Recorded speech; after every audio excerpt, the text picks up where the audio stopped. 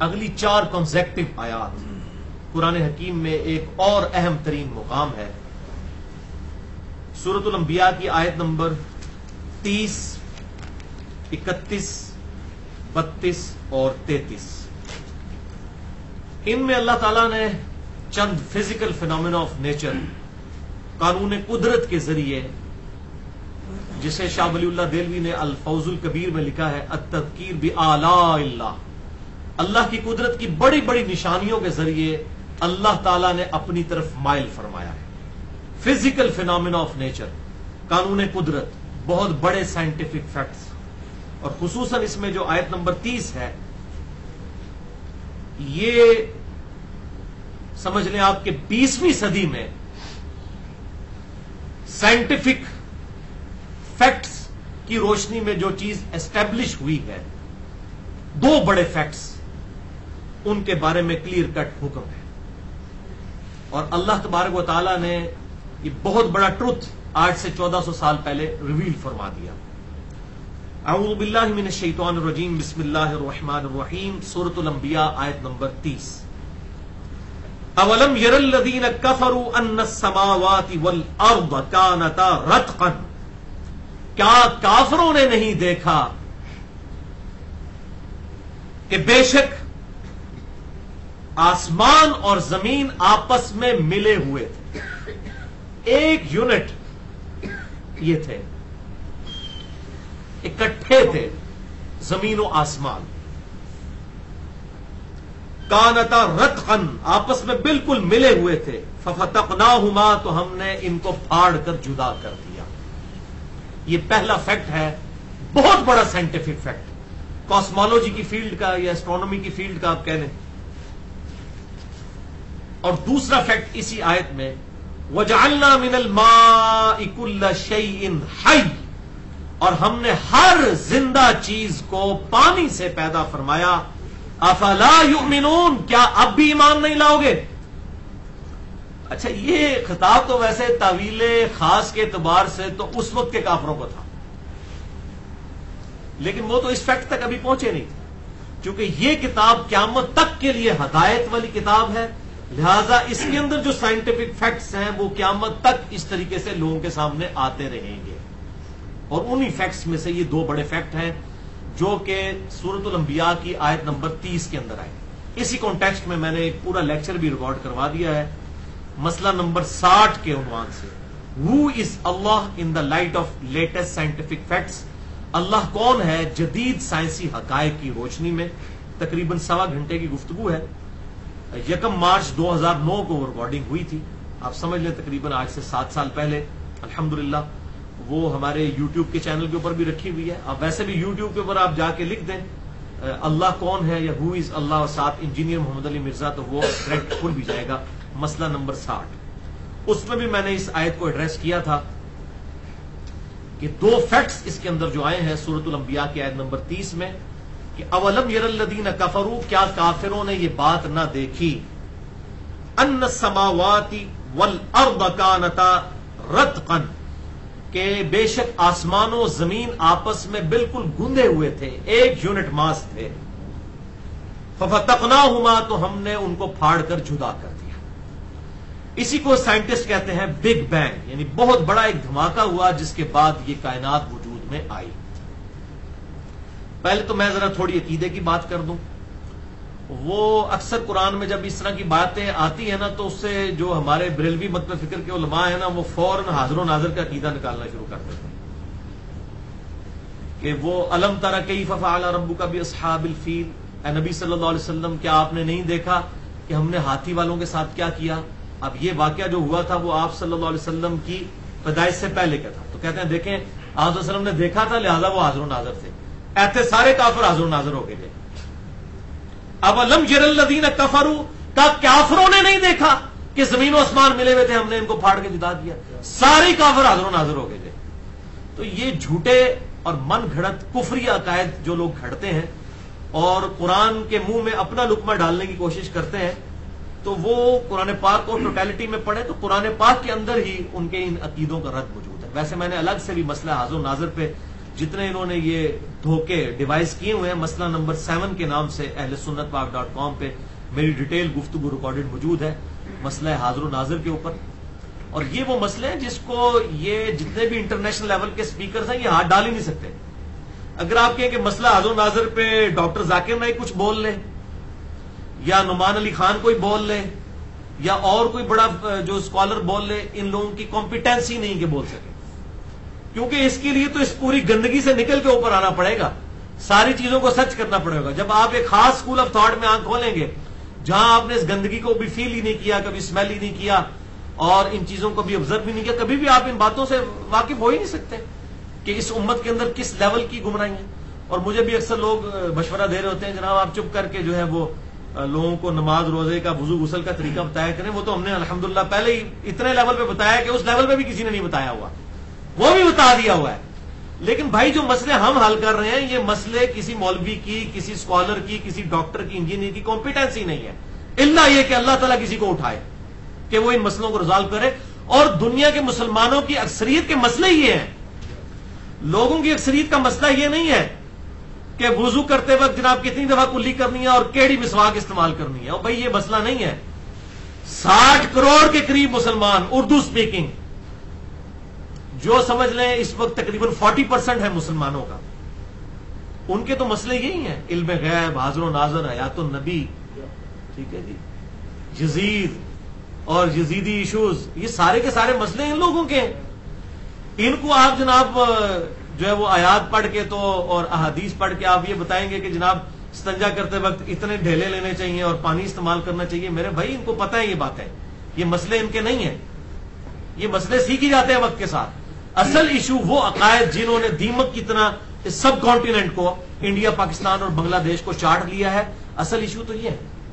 ہاں اگر میں بھی امریکہ میں بیٹھا ہوا ہوں یا انگلینڈ میں بیٹھا ہوا ہوں اور وہاں دعوت و تبلیغ کر رہا ہوں, وہاں کے مسئلے یہ نہیں ہوں گے. پھر میں بھی بڑی اچھی اچھی باتیں کر رہا ہوں گا, میٹھی میٹھی باتیں, لیکن اب جب اس گندے کلچر میں اتنی بڑی آزمائش میں, تو پھر یہاں پہ بھی اس لیول کی پھر جو ہے نا وہ دعوت کی ضرورت ہے کہ اس پورے سسٹم کو للکارا جائے اور ان کے خلاف کھڑے ہو کر انٹلیکچوئل لیول پہ جا کے ان میں جو خرابیاں ہیں ان کو ایڈریس کیا جائے. تو اب آپ دیکھیں اس میں کلیئر کٹ یہ بات آئی کہ کیا کافروں نے نہیں دیکھا کہ بے شک آسمان و زمین آپس میں ملے ہوئے تھے, ہم نے ان کو جدا کر دیا اور ہر زندہ چیز کو پانی سے پیدا کیا. سورۃ الانبیاء آیت نمبر 30. اس آیت کے اندر اللہ تعالیٰ نے 2 بڑے سائنٹیفک فیکٹس, قانون قدرت بتا دیے, اور بتائے تو اس وقت کے کافروں کو تھے, لیکن اس وقت کے کافر تو ابھی تک اس لیول پہ پہنچے نہیں تھے, ان کی تحقیق یہاں تک ہے نہیں تھے. لیکن اب ساتھ ہی ساتھ یہ بات یاد رکھیں, چونکہ یہ کتاب قیامت تک کے لیے ہے, لہٰذا اس کے اندر جو فیکٹس موجود ہیں یہ قیامت تک ایکسپلور ہوتے رہیں گے. تبھی تو آج کے دور کے انسان کے لیے اس کے دل میں قرآن کی اہمیت اجاگر ہوگی نا, ورنہ آج کے دور کے شخص کو کس طرح انٹرسٹ ہو سکتا ہے جب آج کے دور کی بات نہیں ہو رہی ہوگی. تو یہ آج کے دور کی بات ہے, 20ویں صدی کے اندر یہ چیزیں آ کر ڈسکور ہوئی ہیں سائنٹیفک فیکٹس کی برکت سے, اور اللہ تعالیٰ نے یہ چیزیں لوگوں پر ظاہر کی ہیں. اسی لیے اللہ تعالیٰ نے قرآن حکیم میں سورہ حامیم السجدہ, جسے سورہ فصلت کہتے ہیں, اس کی آخری آیت کے اندر یہ ارشاد فرما دیا تھا پہلے, سنریہم آیاتنا فی الآفاق وفی انفسہم, ان قریب ہم ان کی جانوں میں اور زمین و آسمان میں ان کو ایسی نشانیاں دکھائیں گے, حتی یتبین لہم انہ الحق, یہاں تک کہ ان پر یہ بات کھل جائے گی کہ یہ الحق ہے, پرپزفل کتاب ہے, باب مقصد اور سچی کتاب ہے. تو یہ زمین و آسمان میں اللہ تعالیٰ نے نشانیاں دکھانا شروع کر دی. 20ویں صدی کی ایجادات کے بعد, ڈسکوریز کے بعد اس طرح کی کئی ایک نشانیاں جو ہے لوگوں کے سامنے آئیں, اور الحمدللہ اللہ تعالیٰ نے لوگوں تک حق بات کو اس حوالے سے پہنچایا. اور یہی وجہ ہے کہ آج پورے پیشن کے ساتھ, پورے کانفیڈنس کے ساتھ صرف مسلمان ہیں جو اپنے ریلیجن کے بارے میں کلیم کرتے ہیں کہ آئے ہماری اس کتاب کو, جو ہمارے نبی صلی اللہ علیہ وسلم کا واحد معجزہ ہے قیامت تک کے لیے, اس کتاب کو آپ آج کے دور کے علم پر بھی پیش کریں, سائنٹیفک فیلڈ کے علم کے اوپر, جو کہ اس وقت ایپیکس کو پہنچ چکا ہے. ایک آیت بھی ایسی نہیں ملے گی انشاءاللہ جو کہ اسٹیبلش سائنس کے خلاف ہو. ایک ہے ہائپوتھیسز اور تھیوریز, ان کی نہیں بات کر رہا, جو واقعی فیکٹس اسٹیبلش ہو چکے ہیں اس کے خلاف نہیں ملے گی الحمدللہ. تو اس وقت یہ بات ہوئی کہ بے شک زمین و آسمان آپس میں ملے ہوئے تھے، ہم نے ان کو جدا کیا اور ہر زندہ چیز کو ہم نے پانی سے پیدا فرمایا۔ اب یہ پوری میں نے ڈیٹیل تو ویسے مسئلہ نمبر 60 کے اندر بتائی بھی ہے، اس حوالے سے میرے اور لیکچرز بھی ریکارڈ ہو چکے ہیں، اور خصوصاً اس میں جو میرے کریٹیکل ترین جو ٹاپک ہے وہ دور حاضر میں جو لیڈنگ ایتھیسٹ ہیں، ایتھیسٹ پروفیسر رچرڈ ڈاکنز، جس کو میں ڈونکنز کہتا ہوں ڈونکی کی وجہ سے، اس کی کتاب ہے دا گاڈ ڈیلوژن، یعنی خدا کا نظریہ جو ہے یہ ایک ڈیلوژن ہے، ایک فریب دیا گیا نظریہ جسے کہتے ہیں، آباء و اجداد سے ایک فریب در فریب چلتا آ رہا ہے، ایک وہم سا ہے۔ تو اس کتاب کے خلاف میں نے الحمدللہ پورا لیکچر ریکارڈ کروایا ہے، مسئلہ number 83B، who created God, اور جدید شیطانی وسوسوں کا تحقیقی جائزہ، خدا کو کس نے پیدا کیا اور جدید شیطانی وسوسوں کا تحقیقی جائزہ۔ اور اس کے بعد ابھی ہی حال ہی میں مسئلہ نمبر 83C بھی ریکارڈ ہوا ہے، قائد اعظم یونیورسٹی میں جو لیکچر ہوا تھا ایگزسٹنس آف گاڈ کے نام سے، اس میں نے کافی ساری چیزیں بتائی ہیں، پر یہاں پر میں تھوڑا سا اس آیت کے حوالے سے بتا دوں کہ بھائیو 20ویں صدی کے آغاز تک لوگوں کا یہی نظریہ تھا کہ یہ کائنات بھی ہمیشہ سے ایگزسٹ کرتی ہے، کیونکہ اگر کائنات کی ابتدا کو مان لیا جائے کہ یہ کائنات کہیں سے پیدا ہوئی ہے تو پھر کریٹر کو بھی ماننا پڑے گا۔ اس لیے ڈینائل آف گاڈ جو آ کر 17ویں اور 18ویں صدی عیسوی کے اندر شروع ہوا، وہ اپنے ایپیکس کو اس حوالے سے پہنچا کہ لوگوں نے یہ اسٹیبلش کر لیا کہ کائنات ہمیشہ سے ایگزسٹ کر رہی ہے۔ اب جب کائنات ہمیشہ سے ایگزسٹ کر رہی ہے تو کسی گاڈ کی ضرورت ہی نہیں ہے۔ یہ 1929 کے اندر آ کر امریکن ایک کاسمولوجسٹ تھا جس کا نام تھا ایڈون ہبل، اسی کے نام پر ہبل ٹیلیسکوپ بھی امریکہ نے اسپیس کے اندر چھوڑی ہوئی ہے۔ 1953 میں ان کی ڈیتھ ہوئی ہے۔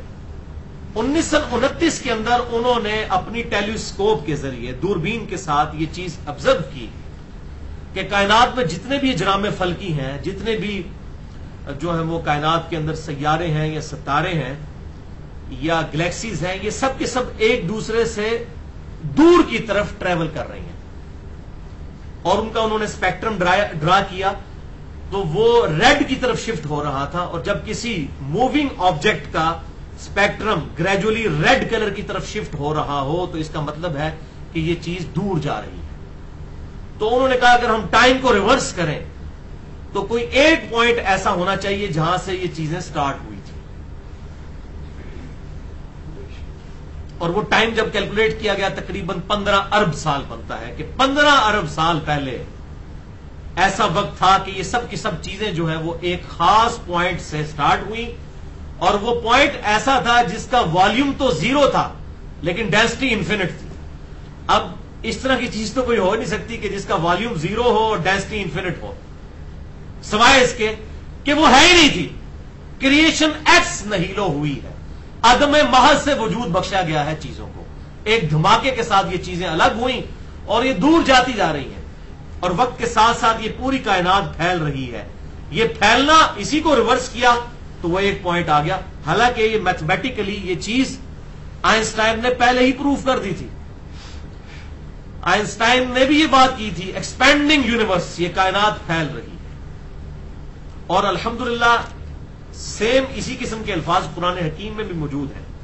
سورہ الذاریات کے اندر پارہ نمبر 27 میں وَالسَّمَاءَ بَنَيْنَاهَا بِأَيْدٍ وَإِنَّا لَمُوسِعُونَ، اور آسمان کو ہم نے اپنے ہاتھوں سے بنایا جیسا کہ اس کی شان کے لائق ہے، اور ہم ہی اس کو وسعت دے رہے ہیں۔ یہ وہی ایکسپینڈنگ یونیورس، اِنَّا لَمُوسِعُونَ، اس کو ہم پھیلا رہے ہیں۔ ایکسپینڈنگ یونیورس آف آئنسٹائن، کاش یہ مسلمان نے کیا ہوتا تو ہم آج فخر سے کہہ رہے ہوتے ایکسپینڈنگ یونیورس آف قرآن۔ اب بدقسمتی ہماری یہ ہے کہ جب وہ ڈسکوریز کرتے ہیں اور پھر ہم کہتے ہیں ہاں جی جناب پہلے ہی موجود سی، تو کہتے ہیں پہلے ہی موجود سی تو تسی تو اپنے کول ہی رکھیا سی، سانوں تو نہیں دسیا کسی نے۔ خیر اس کا ایک پازیٹو افیکٹ بھی ہے کہ ان کی تحقیقات کا اسلام کو یہ فائدہ ہو رہا ہے کہ وہ نیوٹرل لوگ جب تحقیق کرتے ہیں اور یہاں تک پہنچتے ہیں، اور یہ چیز ان کے لیے ہدایت کا سبب بن جاتی ہے۔ اگر مسلمان کرے گا تو کسی کو وہم ہو سکتا ہے اس حوالے سے۔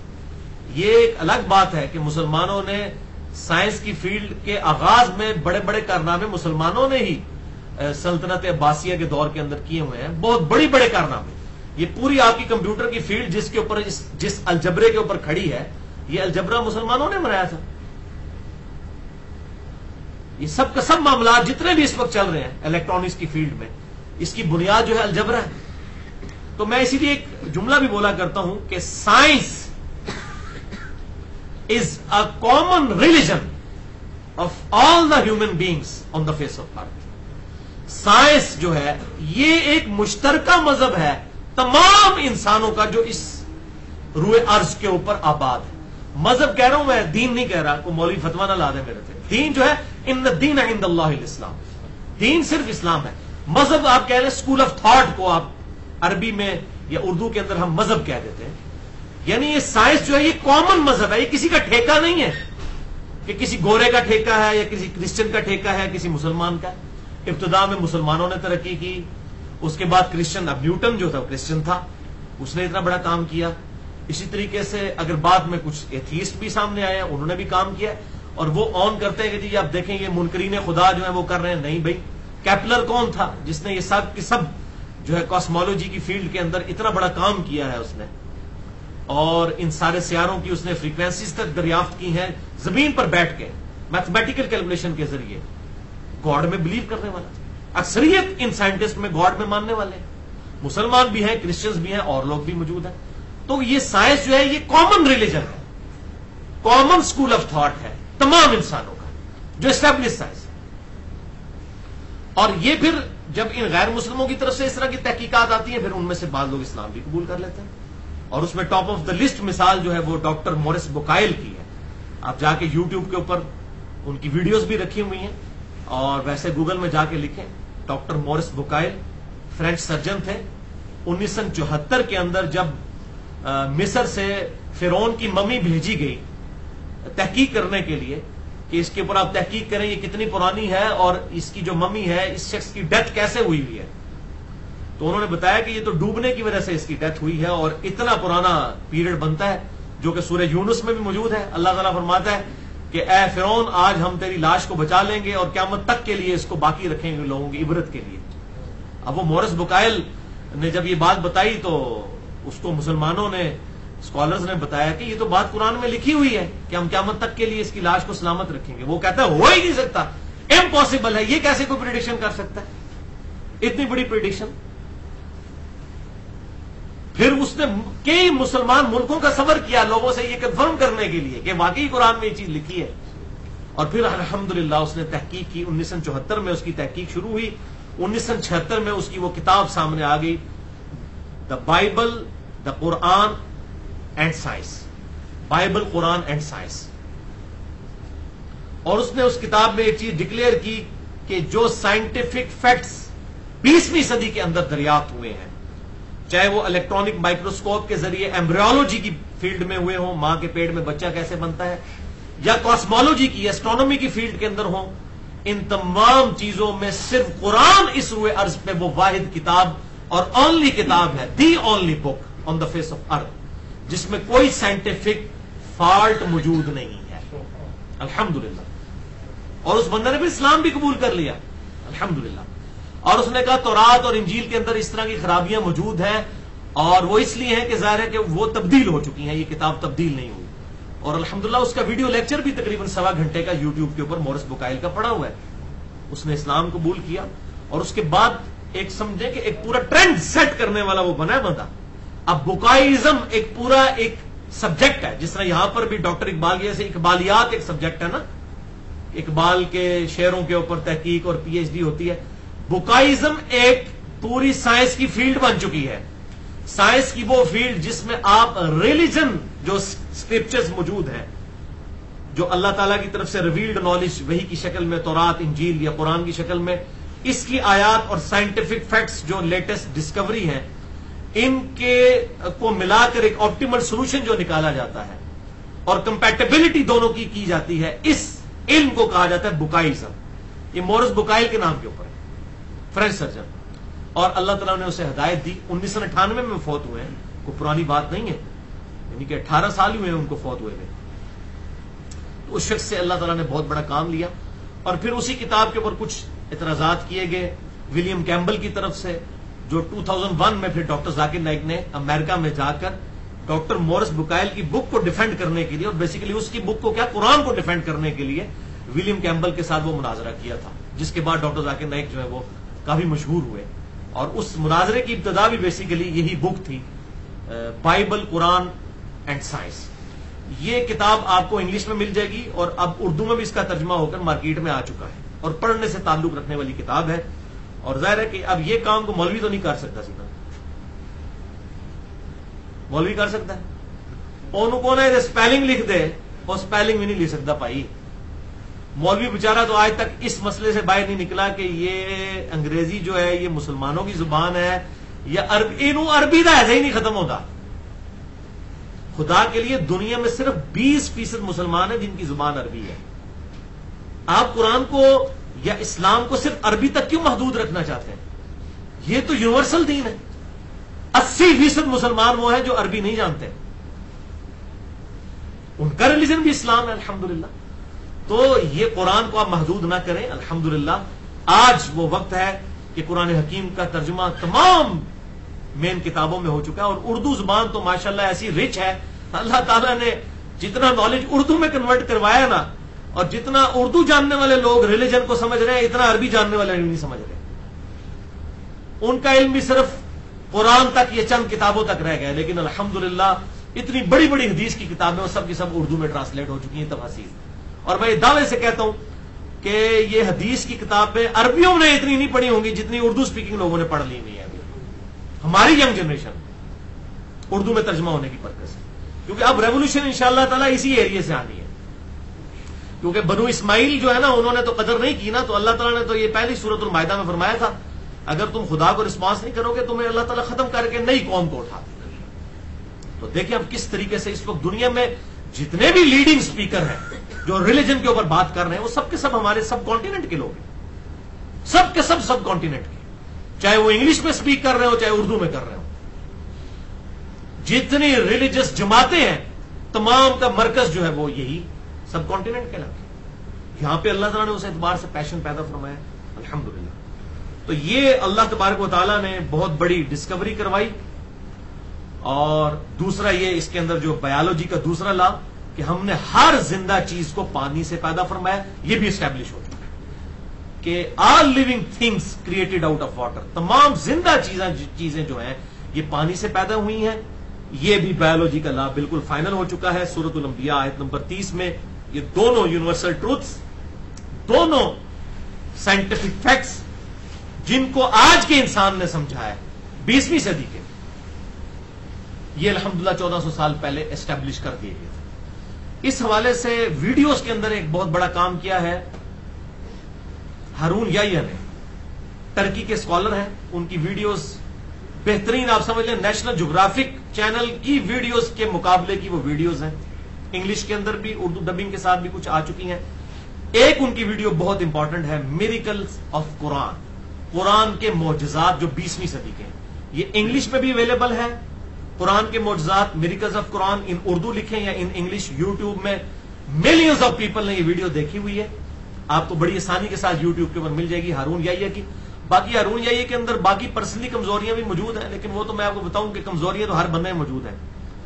آپ مطلب کتنے بڑے بڑے قرآن کے مفسرین ہیں, اگر آپ ان کی پرسنل لائف دیکھیں تو مطلب قرآن دور دور تک نہیں ان میں نظر آتا, لیکن علمی کام انہوں نے کیا ہوتا ہے. تو ہم تو صرف یہ ہے کہ جس کی اچھی بات ہے وہ لے لیں, جو بری بات ہے اس کی چھوڑ دیں. تو اس حوالے سے ہارون یحییٰ نے جو کام کیا وہ کسی نے نہیں کیا ویڈیوز کے اندر. تو اس کے اندر 20ویں صدی کے اندر جتنے بھی یہ اس طریقے سے اسٹیبلش ہوئی ہیں فیکٹس قرآن حکیم کے, وہ آپ کو ویڈیو کی شکل میں مل جائیں گے. بلکہ ہم نے بھی اپنے ویب سائٹ ahlsunnatpart.com میں ڈاکومنٹریز والا جو پورشن ہے اس کے اندر وہ والی ویڈیو جو ہے اس کی اردو اور انگلش وہ ڈالی ہوئی تھی اس وقت. پتہ نہیں اب وہ چل رہی ہے کہ نہیں چل رہی. تو وہ کاپی رائٹ سے تو میرے خیال انہوں نے بین کر دیا. بہرحال آپ یوٹیوب کے اوپر جائیں, ہارون یحییٰ ویڈیوز لکھیں, ان کی harunyahyia.com. عدنان اختر ویسے ان کا نام ہے, کلمی نام انہوں نے ہارون یحییٰ رکھا ہوا ہے, ٹرکی کے اسکالر ہیں. اور وہاں پر ایتھیزم کا فتنہ اٹھایا تو اللہ تعالیٰ نے بندہ بھی ان کے مقابلے پہ ایسا اٹھایا جس نے ایسی تیزی پھیر کے رکھ چڑی انہوں نے. اور ان کی کوئی 60-70 کے قریب ویڈیوز ہیں, collapse of atheism, collapse of Darwinism, اس طرح مختلف ٹاپکس کے اوپر انگلش کے اندر ہے، کچھ اردو ڈبنگ کے ساتھ بھی آ چکی ہیں، ساری ویسے انگلش میں، اور اس کا ٹیسٹ بھی انگلش کے اندر ہے. تو وہ آپ دیکھیں تو انشاءاللہ آپ کو اس حوالے سے کافی فیکٹس جو ہے وہ سامنے آئیں گے. بل میں اس ٹاپک کو یہیں پر کنکلوڈ کرتا ہوں، باقی 3 آیات پڑھ کے پھر انشاءاللہ تعالی اگلی دفعہ. وَجَعَلْنَا فِي الْأَرْضِ رَوَاسِيَ أَن تَمِيدَ بِهِمْ، اور ہم نے بنا دیے زمین میں بڑے بڑے پہاڑ کہ زمین ان کو لے کر لرزتی نہ رہے. یعنی ڈائنامک بیلنسنگ جو ہے وہ زمین کی اللہ تعالیٰ نے پہاڑوں کے ذریعے فرمائی. جیسے ویل بیلنسنگ ہوتی ہے نا، اس میں بالکل اس کے سرکمفرنس پہ چھوٹے چھوٹے میسز ایڈ کیے جاتے ہیں تاکہ وہ کانپے نہ. تو زمین بھی چونکہ موو کر رہی ہے، بڑی تیزی کے ساتھ کر رہی ہے، اپنے محور کے گرد ہر سیکنڈ میں ½ کلومیٹر گھومتی ہے، ہر سیکنڈ میں اپنے محور کے گرد. اور پھر سورج کے گرد بھی اس کی گولی کی رفتار سے 60 گنا رفتار ہے زمین کی سورج کے گرد، جس کی وجہ سے 365 دنوں میں سال مکمل ہوتا ہے. گولی کی رفتار سے بھی 60 گنا رفتار، 60 times the velocity of bullet. اور پھر یہ پورا نظام شمسی 200 کلومیٹر فی سیکنڈ کی رفتار سے سٹار ویگا کی طرف ٹریول کر رہے ہیں. یہ اتنی بڑی موومنٹس ہیں، اپنے محور کے گرد بھی ہے، اس کے علاوہ بھی ہے، آسیلیشنز بھی ہیں، پھر ایک خاص 23.5 ڈگری کے اینگل کے اوپر بھی ہے، پھر اس میں بھی سائنوسائیڈل ویو ہے. اب یہ کہ اسٹرونومی کی فیلڈ، جو خاص جیولوجی کی فیلڈ کے لوگ ہیں وہ اس بات کو سمجھ سکتے ہیں، اور اسٹرونومی کی فیلڈ سے تعلق رکھنے والے لوگ، یہ 4 موشنز ہیں زمین کی اور ان کو اللہ تعالیٰ نے کس طریقے سے بیلنس کیا ہے. وَجَعَلْنَا فِيهَا فِجَاجًا سُبُلًا لَعَلَّهُمْ يَهْتَدُونَ، اور ہم نے ان پہاڑوں میں بڑے بڑی کشادہ راہیں رکھ دی تاکہ لوگ اپنی منزل پا سکیں. تو پہاڑوں میں بھی آپ دیکھیں، پہاڑوں کے پورے سلسلے ہوتے ہیں اور اس میں لوگوں نے راستے بنائے ہوئے ہوتے ہیں نا چلنے کے لیے. وہ راستے نیچرلی بنے ہوئے ہوتے ہیں، پھر وہ پیدل چلنے کی وجہ سے اس پہ نشان بھی بن جاتے ہیں. اگر وہ آپس میں پہاڑ جوائنٹ نہ ہوئے ہوئے ہوں تو اس طریقے سے راستے بھی نہ بنائے جا سکیں. تو اسی لیے بعض جگہوں پر پل بنانے پڑتے ہیں، لیکن اکثر جگہوں پر اللہ تعالیٰ نے یہ راستے بنا دیے ہوئے ہیں الحمدللہ. وَجَعَلْنَا السَّمَاءَ سَقْفًا مَحْفُوظًا، اور ہم نے آسمان کو ایک محفوظ چھت بنا دیا ہے. وَهُمْ عَنْ آيَاتِهَا مُعْرِضُونَ، لیکن یہ لوگ پھر بھی ہماری نشانیوں سے روگردانی کر رہے ہیں. کیسی مضبوط چھت ہے! ایک تو وہ آسمان ہے نا جس تک ہم پہنچ نہیں سکتے، ایک یہ آسمان جو ہمیں نظر آ رہا ہے، اوزون لیئر. یہ لیئر کتنی ہارمفل لیئرز کو جو سورج کی روشنی میں ہوتی ہیں ان کو جو ہے ڈیفلیکٹ کر دیتی ہے. یہ محفوظ چھت ہے. چھت کا کام کیا ہوتا ہے؟ نیچے خطرناک چیزوں کو نہ آنے دینا، بارش کو روکنا. گھر کی چھت یہی کرتی ہے نا.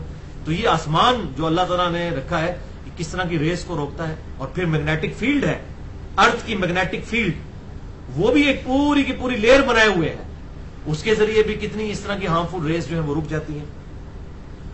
اور پھر آپ دیکھیں یہ رک جاتی ہیں اور الیکٹرو میگنیٹک ویوز جو ہیں وہ اس کے اندر ٹریول بھی کرتی ہیں.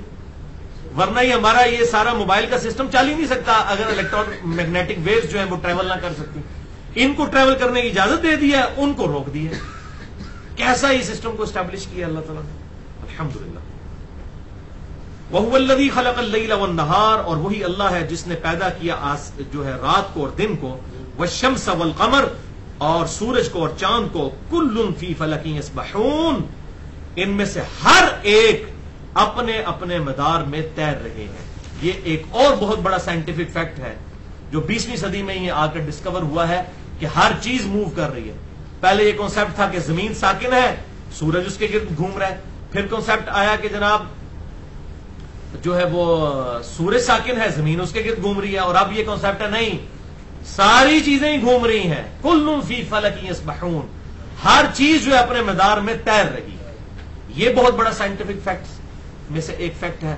اس قسم کے کئی فیکٹس ہیں جو دریافت ہو چکے ہیں، اور الحمدللہ قرآن حکیم میں 1000 سے زیادہ آیات ہیں جو سائنٹیفک فیکٹس سے ریلیٹڈ ہیں اور قانون قدرت سے ریلیٹڈ ہیں، جو اللہ تعالیٰ کے فزیکل فینومینا ہے. قرآن حکیم کبھی بھی ایسی بات نہیں کرے گا جو اسٹیبلش سائنس کے خلاف ہو. کیوں؟ یہ کائنات میں جو کچھ ہو رہا ہے وہ اللہ کا فعل ہے، اور یہ قرآن اللہ کا قول ہے. اللہ کے قول اور فعل میں تضاد نہیں ہو سکتا. جب اس کائنات کا کریٹر گاڈ ہے تو گاڈ جو کچھ کائنات کے بارے میں بتا رہا ہے، چاہے انسان کو پہلے نہ سمجھ آئے. پہلے لوگ کہتے تھے زمین ساکن ہے اور سورج اس کے گرد گھوم رہا ہے، پھر کہنے لگا جی سورج ساکن ہے، زمین اس کے گرد گھوم رہی ہے. یہ لوگوں کی ساری چیزیں تھیں نا. اب سائنس نے آ کے اسٹیبلش کیا نہیں، ہر چیز ہی تیر رہی ہے. کل فی فلک یسبحون۔ اللہ تعالیٰ سے دعا ہے جو حق بات میں نے کہی اللہ تعالیٰ ہمارے دلوں میں راسخ فرمائے، اگر جس بات میں میرے منہ سے کوئی غلط بات نکل گئی تو اللہ تعالیٰ ہمارے دلوں سے محو کر دے، ہمیں کتاب و سنت کی تعلیمات پر عمل کر کے دوسرے بھائیوں تک پہنچانے کی توفیق عطا فرمائے۔ سبحانک اللہم و بحمدک، اشہد ان لا الہ الا انت، استغفرک و اتوب الیک، وما علینا الا البلاغ المبین۔